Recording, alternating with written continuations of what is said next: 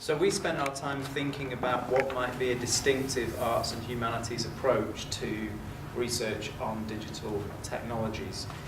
thinking about what can the arts and humanities do that other areas can't do so well, and kind of bringing kind of critical thinking and philosophy into the mix. And so we have three things to offer from that. The first is the idea of the importance of bringing a long view for digital technology and working against the idea that digital media is this quite recent thing, and thinking about its ancient history all the way through to its distant future, to get away from that kind of rather short-term vision that tends to be taken by companies generating new technologies.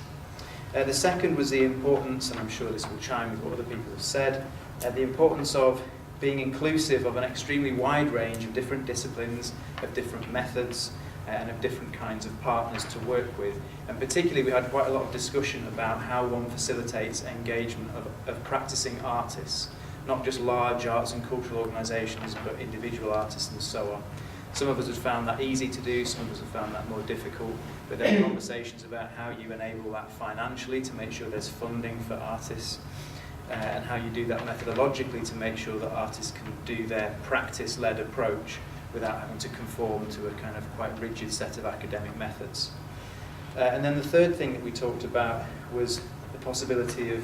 using our work around digital media to rethink the notion of impact. And I know we've had lots of discussions about this, and today we were thinking, what does impact look like in the arts and humanities? Do we need a different term? Do we need to be thinking in terms of something that's more emergent and more fluid, more reciprocal? And all the way through all of these things, we kept coming back to this idea of the dissolution of the digital, or dissolving the digital, that all of our thinking about the digital kind of led us to put the digital in a wider context and start to kind of problematize what it is we actually mean when we say digital media.